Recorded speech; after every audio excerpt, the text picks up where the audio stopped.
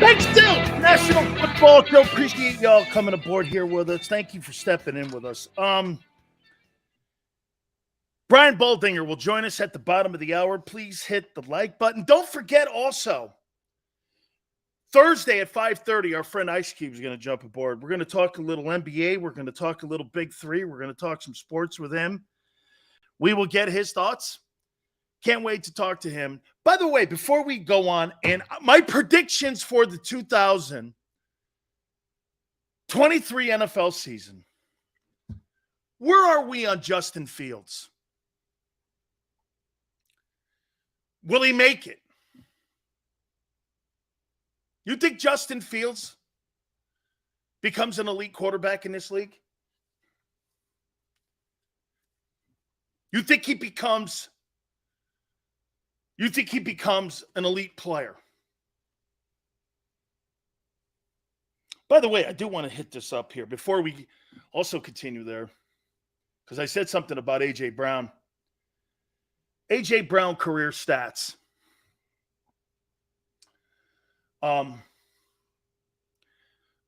look at Justin Fields, man, there's a ton of work to do. And I think he's in a shitty organization, the Bears. Bears don't produce quarterbacks, nor do they develop them. They just don't. I mean, they just don't. I feel for the kid. If I were him, that's a quarterback hell. Chicago's a quarterback hell. They're not going to help that guy become a better player. They're just not. Neil goes, Fields needs more consistency. Yeah, you know where they need more consistency, Neil? In their front office. In their personnel department. So you let Roquan Smith go, and then you sign $100 million worth of linebackers. How in the world does that help Justin Fields?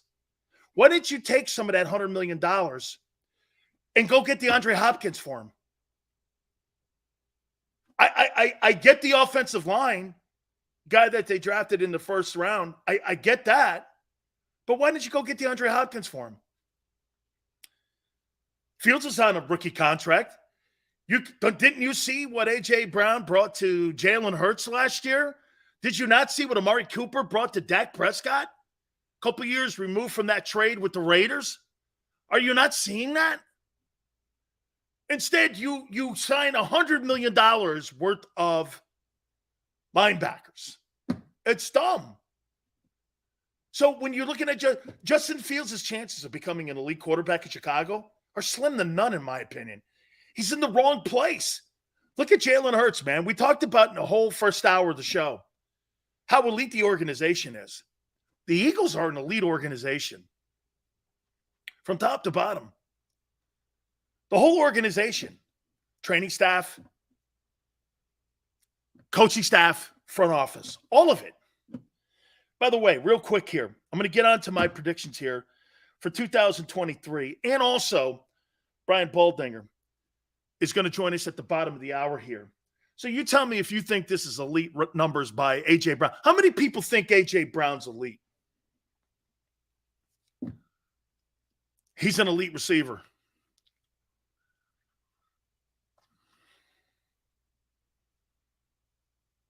How many people think that when you look at him, he's an elite wideout? Mark goes, yes. You think he's one of the top 5 wideouts in the NFL? Think he's top 10? Probably good with that. Top 10. He's elite. In the right fit. Interesting take. And a good one.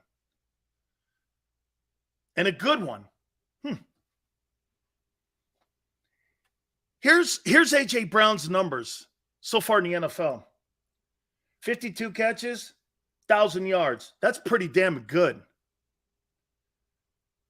70 catches, 1,075. 63, 869. And then last year, 88, 1,496. 3 or 4 years, 1,000 yards. Got hurt the year before in Tennessee.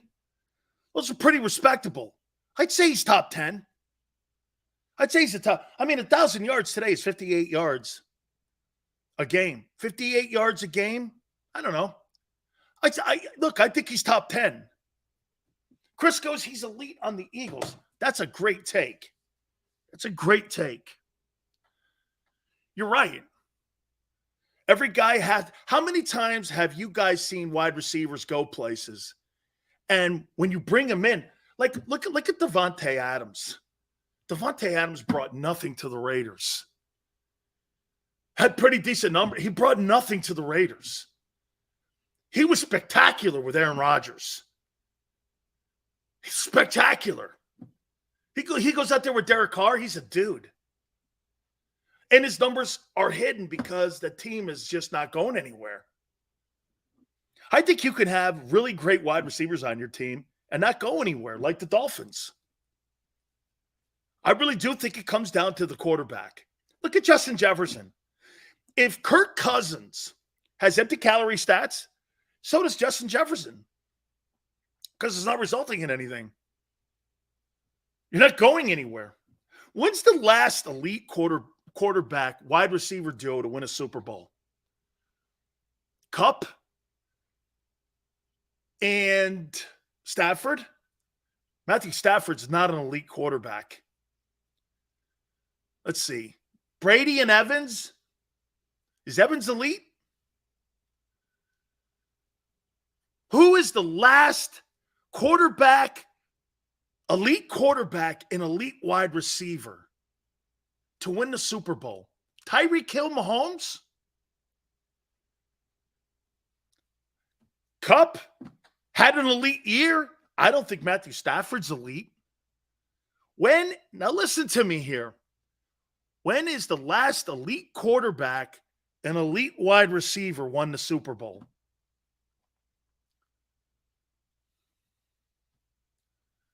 Shit, Brady never had an elite wide receiver. He's never had one and won a Super Bowl with an elite guy. Never had an elite wideout. Mahomes and Tyreek Hill, the first Super Bowl. Edelman's not elite. Mike Evans, you think Mike Evans is an elite wideout? Do you think he's elite, Mike Evans? I don't know. I think he's borderline elite. I think he's a good ball player. 10,000 yards through 9 seasons. Okay, Brady and Evans. Let's continue with that.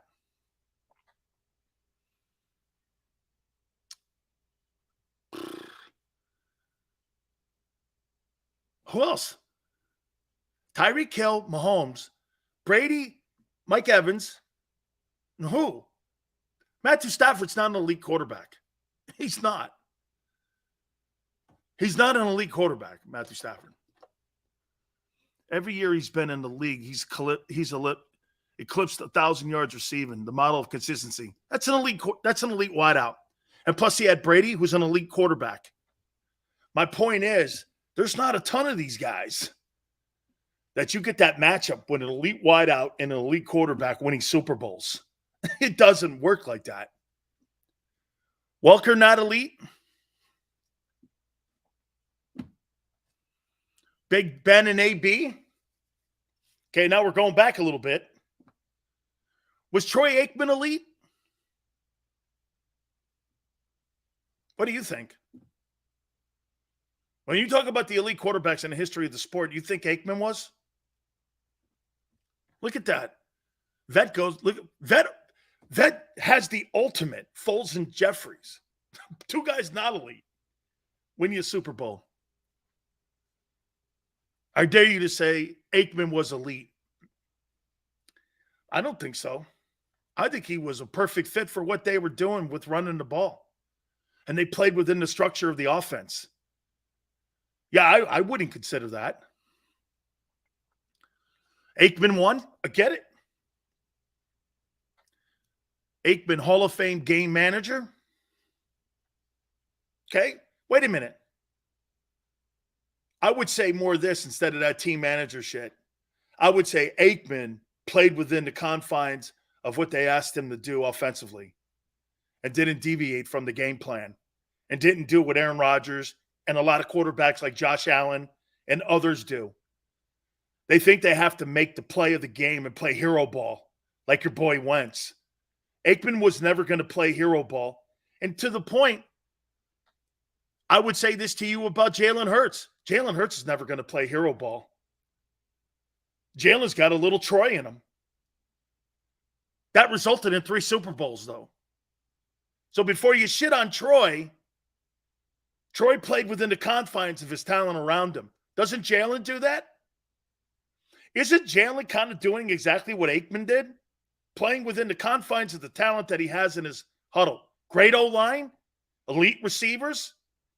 Hey, Alvin Harper and Michael Irvin were outstanding duos. Okay, they were outstanding. And you had an elite running game. I would say this.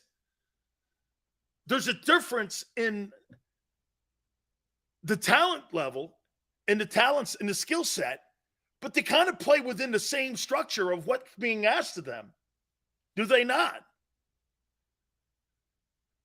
Plus, you had Moose at fullback. You had considered one of the better O-lines in pro football history. I don't know. There's a lot of comparisons there. A lot of comparisons. Now, I think they rely more on Jalen in the Eagle offense than they do on Troy Aikman. Someone got those yards, and someone got those passes to Harper and Novacek and to Michael Irvin. Someone had to throw the ball. And again, I get you. If I had to rank the triplets, it's Emmett, Troy, and Irvin. That would be, in my opinion, how you would rank those. Because, again, Michael Irvin, somebody had to throw him the ball. Manning, Harrison, and Wayne underachieved, like we said, though. All right. Before we get Brian Baldinger on, I got some predictions. And I threw these out, and I was talking to my friend last night, and I said, these are some of the things that I'd like to see happen this year in the NFL. Here's some of my predictions. Is Kurt Warner elite? For that time frame, when he was in Los Angeles, shit, even in Arizona. He was a special dude. He was, man. He was a special ball player. Got that ball out, man. Flicked that thing down the field. God, kind of a short period. He did a ton of winning, too. 2 Super Bowls, MVP, Super Bowl MVP.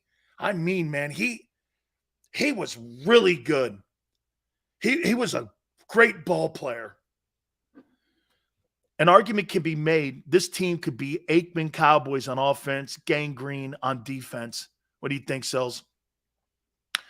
Little early on the Gang Green yet for the young talent. I think they're athletic. I'm trying to think. Let me think. Are they as athletic as Gang Green? Jalen Carter, Jerome Brown, Mike Pitts, Jordan Davis. You don't have Reggie on the team, but you do have good edge setters, Josh Sweat and Brandon Graham. You got an elite pass rusher and Hassan Reddick. You may have another elite pass rusher in Nolan Smith. By the way, I don't think Baldy's a fan of Nolan Smith. I'll ask him. Your corners, I don't think your second. Here, I don't think, Arthur, your secondary is as good as Gang Green. Now, it's a different NFL, too. Okay, plus Seth in the middle. I do not believe Nakobe Dean is Seth Joyner. Okay, I know, Joshua. I got a guy, Joshua, that went to Jerome's tombstone and sent a picture to me, said we won it for JB. It was on his birthday. I know the whole story. It was pretty. The whole thing, Jerome's looking down. Here's my predictions before we get Baldy on. I think the Lions, I think they win their division. You know the last time the Lions won the division? It was called the NFC Central Division. I played in the Central Division. 93 was the last time they won a division. And I could see them winning a playoff game. I think the Lions are going to be awful good this year. I do. I think they're going to be awful good. 2023 NFL predictions. This is an Eagle prediction. For the first time, and Tone, correct me if I'm wrong, for the first time, we're going to have a repeat winner in the NFC East since 2004. The Eagles are going to repeat as champions of the NFC East. Has it been that long that we haven't had a repeat winner of the division since 2004? Is that right? So since 2004, they've been revolving division winners in the NFC East. Wow. So I think the Eagles break that jinx, and I think they win. I think they win back-to-back NFC East titles. I'm going to make another prediction, and I know you guys are probably going to hate this one. But I think Lamar Jackson is going to throw for 4,500 yards this year. I think this guy's going to come out with his hair on fire. I think he's going to have a spectacular season. And I think he's just, to me, one of those dudes. If this guy doesn't get himself killed in a game, he's going to have a huge year. Dude, I think this guy's going to have a huge year. Because, man, he's one. I think he's one of those guys that plays with a lumberyard on his shoulder. I love Lamar Jackson. I love he negotiated his contract. I love the guy. I love the leader. I love how he carries himself. I love how he personifies the leadership. I love how his whole demeanor, except for this, and I agree with you guys. Hey, bailing on the team last year, you're going to have to go out there and play your ass off to kind of take that away a little bit. So I'm with you on that. That's kind of the only dent in the fender that I have with Lamar Jackson is how that whole thing went down last year. Okay? Wait for this one. Hey, Tone. I think Bijan Robinson leads the National Football League in rushing. God forbid. I think Bijan Robinson leads the National Football League in rushing this year. And, hey, you better hope that running tandem that you got, you better hope that running tandem you have in the backfield with the Eagles, you better hope they cover that 1,311 touchdown performance of Miles Sanders of a year ago. Because if that guy becomes the NFL's leading rusher, okay, you missed out on the NFL's leading rusher in his rookie year. Hey, man, it's a prediction. Big Sil, what do you think I'm going to do? Go out there and go, hey, I think the Eagles, hey, wait a minute. Hey, Cheese, here's a hot take. The Eagles win the NFC East. I mean, don't you think you got to kind of go out on a limb a little bit here? If you're making a prediction, don't you go on a limb a little, you know, I mean, I love when I hear people go, yeah, you know what? I think LeBron James has a great chance to win an NBA title. That's not really that much of a reach. I mean, I think you got to kind of go out on a limb a little bit. I got a hot take for you. Jalen Carter will lead all DTs in the NFC East in sacks and TFLs. Holy jeez. Over the guy in New York? Wow. Man. All right. I like it, Tone. Justin Jefferson. See, I don't know if this is much of a take. Justin Jefferson solidifies for the second year in a row. He's the best wide receiver in the National Football League. I know, scorching. Leading rushers overrated. Josh Jacobs was the first, and Henry was second. Rushing leader. Okay? You don't think If you had the NFL's rushing leader on that offense in Philadelphia, you don't think that helps? Jalen Hurts? Throw for 5,000 yards? So if you had a guy in the Eagle backfield that would be the leading rusher in the NFL, you don't think that helps? The Eagles. Tennessee and the Raiders are not the Eagles. Huh. Hot take there, vet. Oh, my God. Hey, Tone, here's another prediction. Big Sills 2023. I thought about this before I'm going to say it. Okay? Are you ready?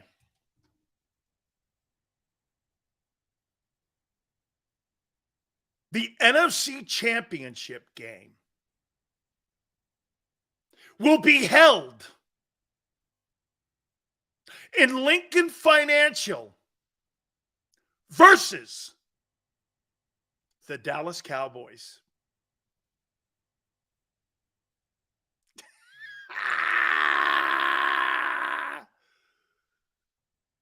NFC Championship Game.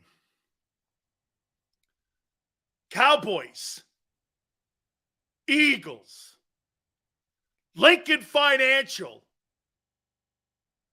There's your conference championship game.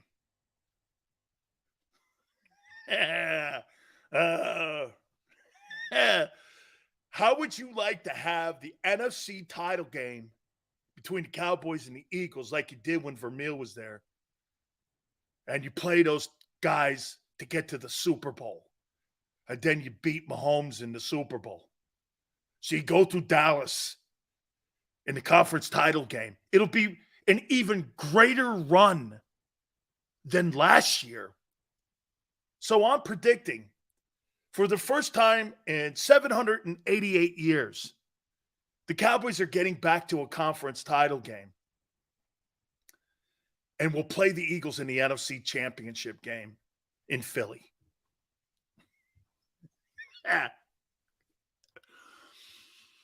Won't be the Niners. It'll be the Cowboys. Think of it. What other team gives the Eagles more trouble? The 49ers don't. The Cowboys do. They're the only team. It's like the kryptonite of Philly is Dak. They're the only team. See, when you guys go, I'm a better team than Dallas. Well, over the last decade, you haven't proven that. Head-to-head competition, I'm saying. You haven't. Since Dak's been the starting quarterback there, he's pretty much owned the Eagles. So you got to put that into context. That's been kind of like the kryptonite to Philly has been Dak. No. Geno Smith over Dak? No, I'll take Dak. I'll take Dak over Geno. I think Dak's better than Geno. I think Geno had a good year. Again, no, Geno had a good year and 11 horrible ones. So I don't know. I mean, I want to see him do it again. Is that fair? All of a sudden, Geno Smith's a better quarterback than Dak, and this guy has had a horrible career.